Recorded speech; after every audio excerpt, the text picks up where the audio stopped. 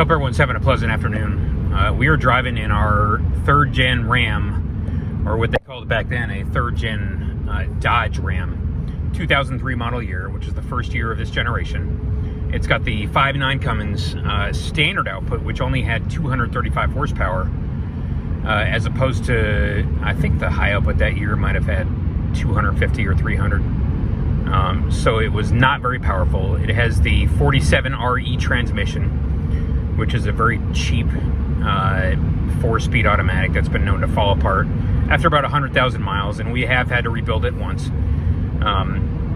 The higher output Cummins came with a 48RE that year, and I think all the way out through the early part of 07. But this is a very, very basic and primitive pickup. It's got no CarPlay. It's got no, it doesn't even have a factory trailer brake controller. It's got an add-on. I think what is that, a Reese? It's got no automatic running boards. It's got none of that. No 3D visualization cameras, nothing. 22 years old at this point, and we've had it for 12 of those 22. It's got 419,000 miles. And out of all the trucks we've ever owned, going back almost 30 years, back to 97 when we bought our first F-150, this is our favorite by far, by a million miles, much more so than our newer ones like our 23 Super Duty, a hell of a lot more than our Duramax, which was a 2011 LML series. We like our newer F-150, our 2021 diesel F-150, but this thing is 10 times as fun to drive. And we liked our Power Boost a lot also, and it had a million features that this thing didn't. But there's something that you cannot help but love about an old school Cummins that's loud.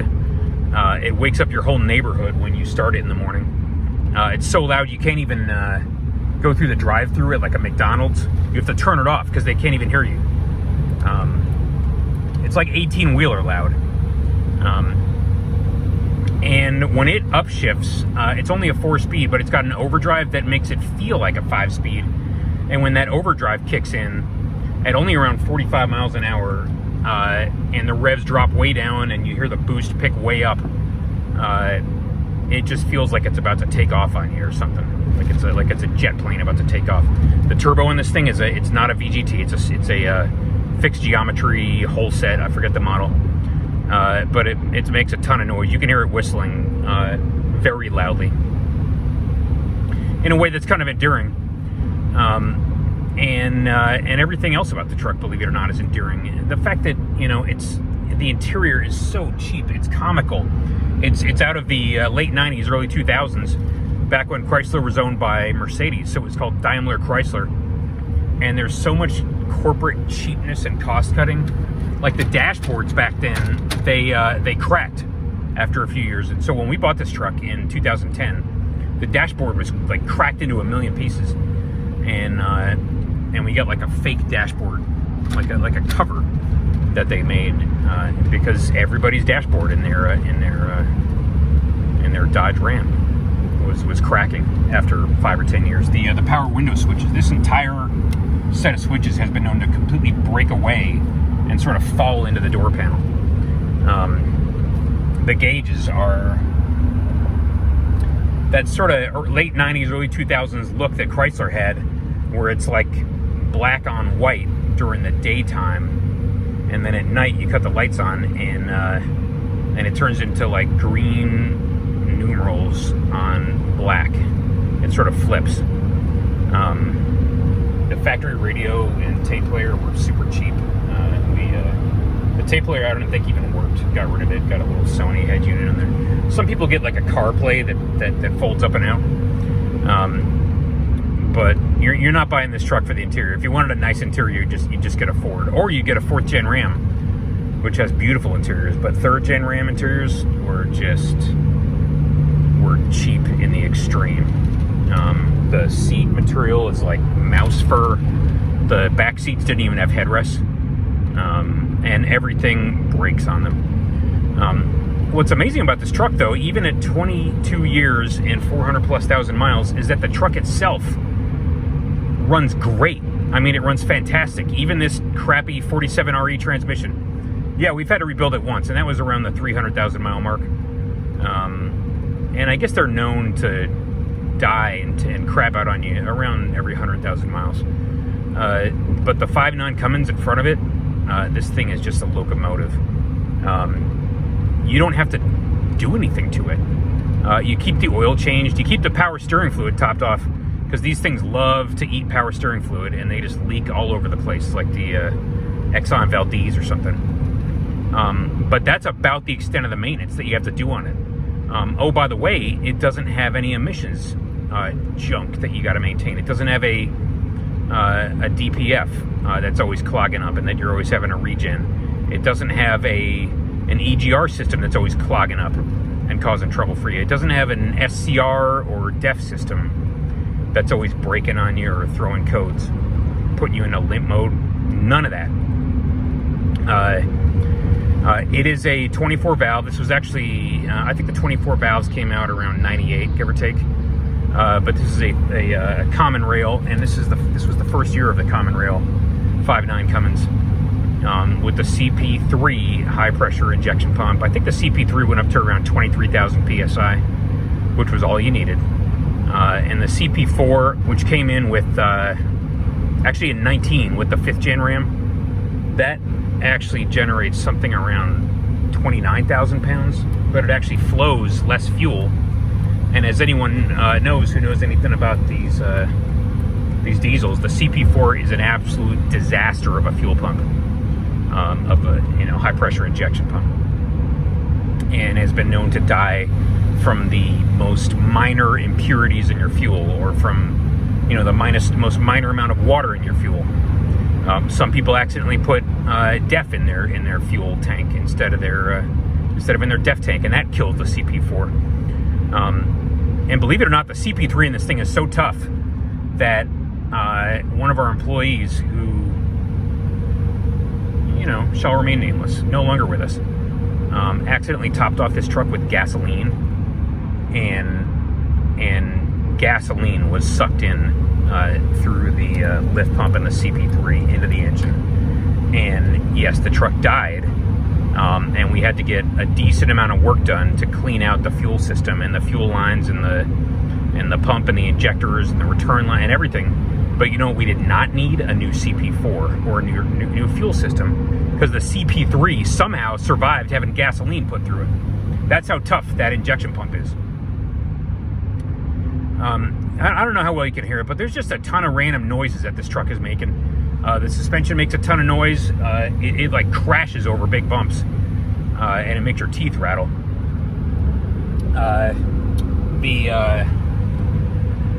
You're always hearing random noises from the transmission. You're hearing tons of engine noise, massive amounts of engine noise. And again, like I mentioned, you're hearing that turbo whistle, which is kind of endearing. So the noise insulation and the wind insulation is practically non-existent. The refinement in this truck is practically non-existent. The massage seats that you didn't pay for, you're constantly getting vibration through them. And you're constantly reminded that this is a 22-year-old truck. But, oh, by the way, though, the steering is about the nicest steering on any pickup truck we've ever driven. In the 3rd gen heavy-duty Ram, the 2500 and 3500, if you got a 2-wheel drive, as we did in this case, you got rack and pinion steering and an independent front end, like a double wishbone type front end, control arms. And it's about the most accurate, you can just like basically set it and it'll go straight for a mile, but you haven't even touched the steering wheel. Worlds apart from the live axle front ends in the 4-wheel drive version of this truck, in the 4-wheel drive 3rd gen Ram. And we know that because we actually had one, and it was a disaster. It was all over the road, and you were constantly having to wrestle with the steering to keep it pointing in a straight line. Going through Carlsbad right now. Again, absolutely beautiful weather out here in San Diego, as it tends to be 12 months out of the year. But a couple things to know if you're thinking about getting one of these. Again, the engines are absolutely bulletproof. There is practically no maintenance you have to do. You may have to replace fuel injectors every 100,000 miles, maybe. This may or may not have that the grid heater bolt issue. Maybe we'll have to look it up. Again, this is the 03. This is the first year of the third gen Ram and the first year of the 24 valve common rail Cummins. But it has taken practically zero maintenance in the 12 years that we've owned it. And it's just oil changes, wiper blades, lots of power steering fluid, and tires. Again, the transmission, we did have to replace it once. And then like little stuff breaks on it. Like the fact that, again, the interior is so old and it was so cheap to begin with. You know, we have an issue where like if you got the lights on, you're driving at night, and you use the left blinker, it starts blinking fast like it has a light bulb that's out, even though it doesn't. And there's some kind of electrical gremlin that, you know, at some point we'll deal with. At one point, the battery was dying repeatedly, and I think we traced it to maybe the radio was drawing a slight amount of, 50 milliamps or whatever when the truck was switched off, and so we had to pull one of the fuses to the radio, like maybe. But that's the type of stuff it takes. It does not require the kind of maintenance a newer pickup truck's going to require, not even remotely. It's not, the transmission isn't dying on you the way like a 10-speed, like an 8R, a 10R 140 would. You do, again, every now and then you got to get the 4-speed automatics rebuilt, just like you do with every Chrysler automatic, unless you get the ASIN, which is made by Toyota, in your like 14 and up heavy duty Ram, or unless you get that new 8-speed in the 2025 Ram. But again, anybody can rebuild this thing. Anybody can rebuild a 47RE. We took it to some dude with a garage, and he rebuilt it for like $3,000 maybe. And that was, I don't know, 8 years ago, maybe, and 100,000 miles ago. And it's been running great ever since. But just keep in mind with these things, they are, it's the kind of truck where a lot of big stuff doesn't break on you the way it would in a newer, like a 2015 or a 2020 heavy duty pickup. But you are going to get little stuff breaking on you because of the fact that these things are so old. And again, if you want the best Ram heavy duty ever made, in a lot of people's minds, including ours, you're going to get like an 03 to an 07.5 two-wheel drive. You may or may not want a dually. You may or may not want that 6-speed manual, the G56, which is a great transmission.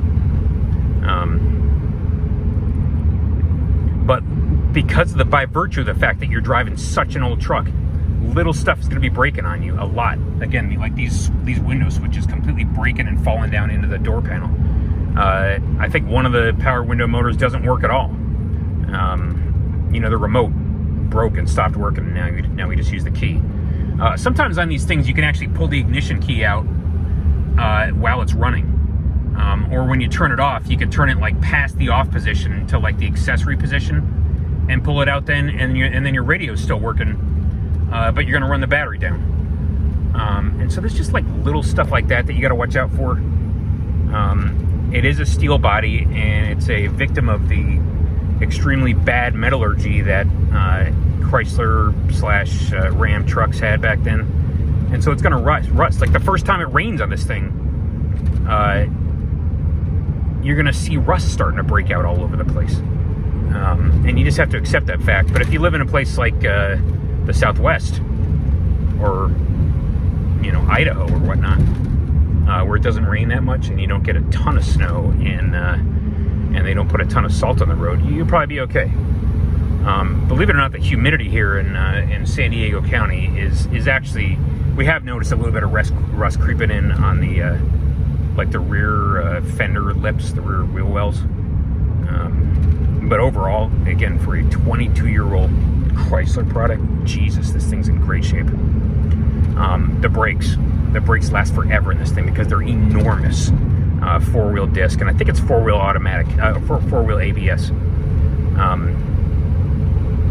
So you just don't have to worry about that. You get the old school mirrors that you flip up, like the old school towing mirrors, and those are nice.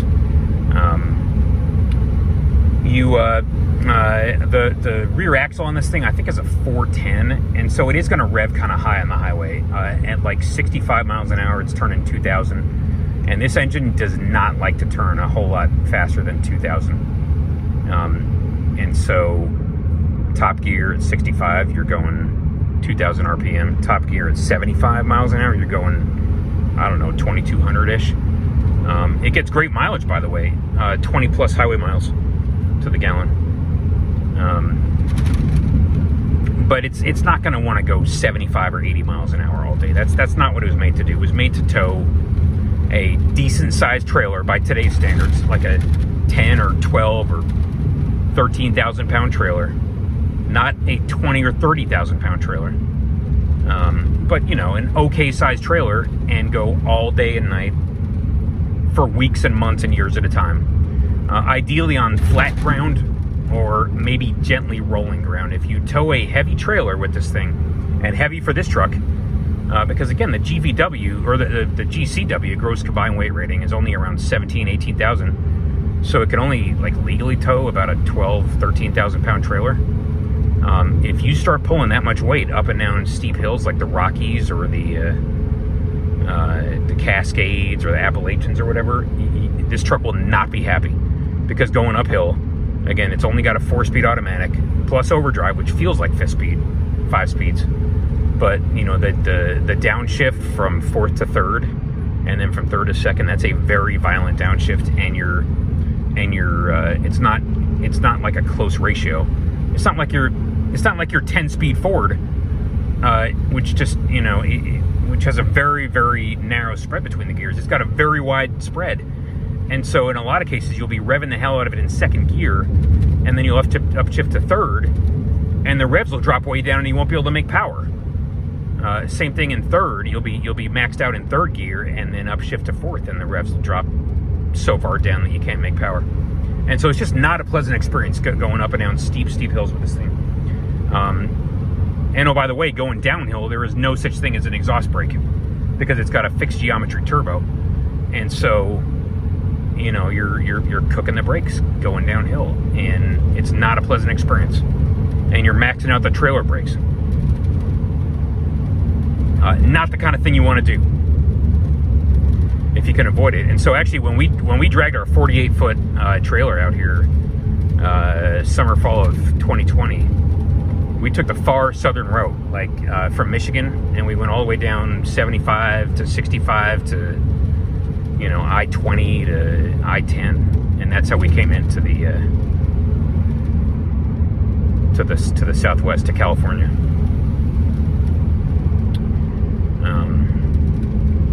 And even then, going from like Flagstaff or Phoenix, going from Phoenix to Flagstaff on I-17, that was a death-defying experience. And then going from Flagstaff up through like Boulder City up to Las Vegas, that was a death-defying experience. Just not the kind of thing you want to do if you can avoid it. Towing heavy trailers up and down steep hills. If all you're driving is the truck with maybe a little bit of freight on it, that's fine. You could take that through the mountains and off. But if you want to be towing decently heavy, by this thing's standards, you want to be doing it on the flats or maybe on gently rolling hills, if you know what's good for you. Or you could just get one of those Banks add-on exhaust brakes, or you could get a, if you really wanted to, you could retrofit the VGT out of like a 6.7 Cummins to this 5.9 Cummins. And there's companies that make a retrofit kit that give you the turbo and the exhaust brake functionality, and then you're good to go. ATS actually makes a 6-speed Allison conversion kit for this thing, and that would be an amazing transmission. A 6-speed Allison behind this 5.9 Cummins, that would be extraordinary. And then you'd have no worries and no trouble taking any trail you want up and down steep mountains. But yeah, the 47RE transmission and then the power band of this engine, you start to run into the limitations of them very early on, and it's fine. You just learn to live with it. But in terms of living with it, this is just, again, you can daily this truck. You can you don't have to worry about idling it too long, because again, you're not going to be gunking up the DPF with soot particles the way you would in a newer truck. And you're not going to be gunking up the EGR. You don't have to worry about using special oil like you do in like a modern diesel, or like on our VW or TDI. You had to get special Mobil 1 like emission system, like low ash synthetic oil. It was ridiculous. And in this thing, it's just not an issue. You could probably use plain old synthetic from a that you'd get for like a gas engine, like plain old normal Mobil 1. It's just not a big deal. Nothing is a big deal in this truck. And like I said, even even on the off chance that one of your people runs gasoline through it, it will not kill the truck, and you won't have a $15,000 repair bill to get a brand new fuel system, because it's got a CP3, and the CP3 just does not it can deal with it. It's going to survive it. So again, out of all the trucks we've ever owned, this is easily our favorite, even though it's the least sophisticated and least advanced. And no, it's not going to tow a 31,000-pound trailer like our new Super Duty will. And it's not a dually. But oh, by the way, it's also not like 8 feet off the ground either. It doesn't even need running boards, because you can just step into it without even having to step up to it. And you can reach into the bed. You can actually look down into the bed. And it's such a pleasure not having to climb up and down into and out of your truck like it's an 18-wheeler or something. Very, very easy to live with.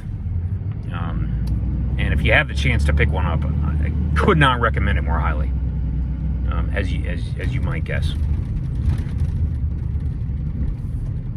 All right, well, I think that's it for now. Have a great rest of your summer. We're about to hit August now, and we'll talk to you soon.